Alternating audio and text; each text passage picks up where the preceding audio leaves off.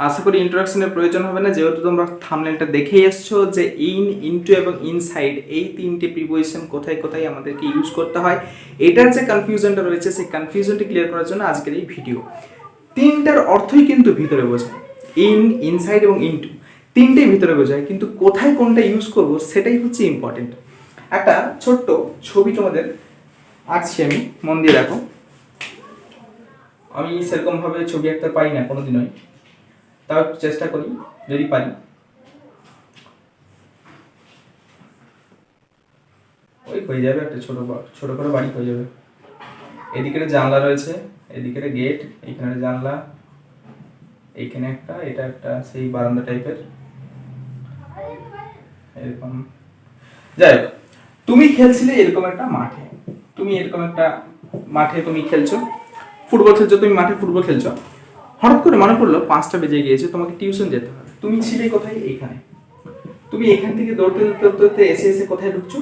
এই বাড়ির ভিতরে ঢুকছো। তুমি আছো কোথায়? বাইরে।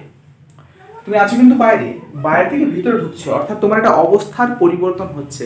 তুমি একটা মোশনে ছিলে, বাইরে ছুটে ছুটে আসছিলে, সেখান থেকে বাড়িতে যখন প্রবেশ করছো সেরকমই কিছু হবে না, একটু স্লো হয়ে যাবে। তাহলে এই যে মোশনটার যে পরিবর্তন হচ্ছে, এই মোশনটার পরিবর্তন যখন হবে, এই যে অবস্থার পরিবর্তন বলছি, যে বাইরে তুমি একরকম ছিলে, ভিতরে যখন প্রবেশ করলে তখন তুমি অন্যরকম, সেক্ষেত্রে আমাদের ইউজ করতে হয় ইনটু। বাইরে তুমি যখন ছিলে তখন একরকম, আর ভিতরে যখন প্রবেশ করছো তখন কিন্তু আর এরকম। এই ধরনের যখন তোমার মোশন এবং ফেজের পরিবর্তন হচ্ছে, অর্থাৎ তুমি যখন বাইরে ছিলে তখন তোমার গতি ছিল, কিন্তু তুমি যখন বাড়ির ভিতরে প্রবেশ করলে তখন কিন্তু গতিটা একটু কমলো, অর্থাৎ বাইরের তোমার যে পরিস্থিতি বা পরিবেশ ছিল তুমি সেটাকে ভিতরে এনে একটু চেঞ্জ হলো। এই চেঞ্জেস যখন হচ্ছে তখন হয়ে যাচ্ছে ইনটু। তাহলে এক্ষেত্রে আমরা কি বলতে পারি? You went into the house, তুমি বাড়িটির মধ্যে প্রবেশ করলে।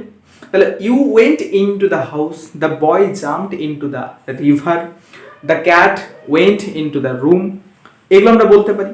এটা গেল ইনটুর ব্যবহার, যে মোশনটা চেঞ্জ হলে ইনটুটাকে ইউজ করব। এখন হচ্ছে ইনসাইড বা ইন, এই দুটো কথাই ইউজ করব।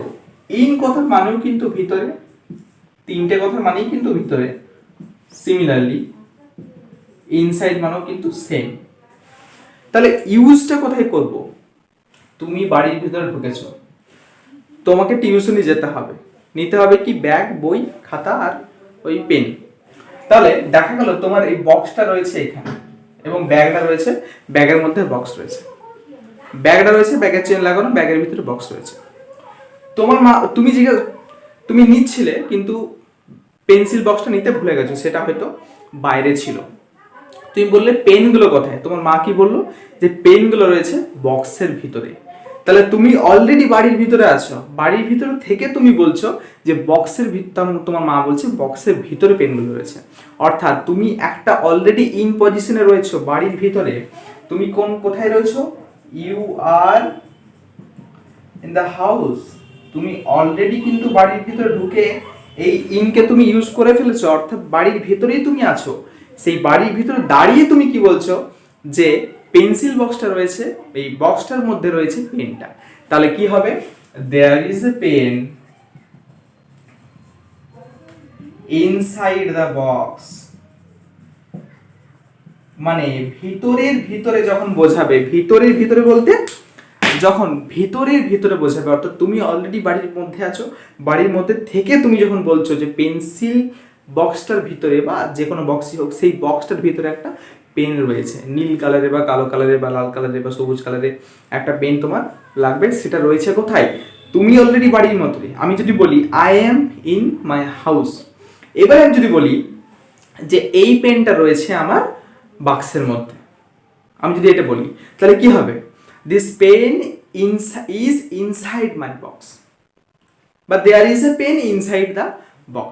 তাহলে আমি অলরেডি বাড়ির মধ্যে, মধ্যে থেকে তুমি যখন বলছো যে বক্সটার ভিতরে রয়েছে, অর্থাৎ আরো কোনো কন্টেন্ট রয়েছে, আরো কোনো কন্টেনার, এখানে কন্টেনারের ভিতরে জিনিসগুলো রয়েছে, তুমি বাড়ির মধ্যে থেকে এখানে কন্টেনারের ভিতরে যখন জিনিসগুলো থাকছে তখন সেটা হয়ে যাচ্ছে ইনসাইড। কিন্তু তুমি যখন বাইরে আছো, তুমি যখন বাইরে আছো, আমি যদি বাড়ির বাইরে থাকি, তাহলে কি বলবো, আমার ব্যাগটা কোথায় রয়েছে, আমার মোবাইলটা কোথায় রয়েছে, আমার মোবাইলটা রয়েছে কোথায়, বাড়ির মধ্যে রয়েছে। তাহলে কি হবে, my mobile is in the home বা ইজ ইন মাই রুম, এটা হবে। কিন্তু তুমি যখন রুমের মধ্যে, নিজের রুমের মধ্যে বা বাড়ির মধ্যে দাঁড়িয়ে বলছো, তখন কি হবে, মোবাইলটা কোথায় রয়েছে, না বক্সের মধ্যে রয়েছে, মোবাইলটা কোথায় রয়েছে, না ড্রয়ারের মধ্যে রয়েছে, এইগুলো কিন্তু বলতে হবে। তাহলে সেই জায়গাতে কি দাঁড়াবে, যদি এইগুলো আমাদের ইনটু হলো, অর্থাৎ পরিবর্তন হলো, ফেস এবং মোশনের পরিবর্তন, ইন মানে মধ্যে, ইনের আরো অন্যান্য ব্যবহার আছে, সেগুলো আমি ইন আটের ভিডিওতে বলেছিলাম, সবগুলো ভালো করে দেখবে। তো ইন এই জায়গাতে মধ্যে হিসেবে ইউজ হচ্ছে, কেমন মধ্যে, দেখা গেল যে আমার মোবাইল ফোনটা কোথায় রয়েছে, পকেটের মধ্যে রয়েছে, my mobile phone is in my pocket, এটা এক্ষেত্রে আমরা ইন করব, ভিতরে রয়েছে। কিন্তু যদি দেখা যায় যে ভিতরে একটা কাভার রয়েছে, মোবাইল ফোনটা একটা কাভার দিয়ে হয়তো মোড়া আছে, সেই কাভারটার ভিতরে মোবাইল ফোনটা যখন রাখছি, বা বক্সের ভিতরে যখন মোবাইল ফোনটা রাখছি বা পেনটা রাখছি, তখন সেটাকে ইনসাইড হিসেবে ইউজ করছি, মানে ভিতরের ভিতরে যখন বোঝাচ্ছি, তখন সেক্ষেত্রে ইনসাইড। আশা করছি এই ভিডিওটা তোমাদের ইনসাইড এবং ইনটু এই তিনটে কনফিউশন ক্লিয়ার করেছে। যদি কোথাও আরও কোনো ডাউট থাকে এটা নিয়ে কমেন্ট অবশ্যই করবে, ভালো লাগলে বন্ধুদের মধ্যে শেয়ার করতে ভুলবে না, এবং নতুন হয়ে থাকলে চ্যানেলটিকে অবশ্যই একটা সাবস্ক্রাইব করবে। Thank you so much.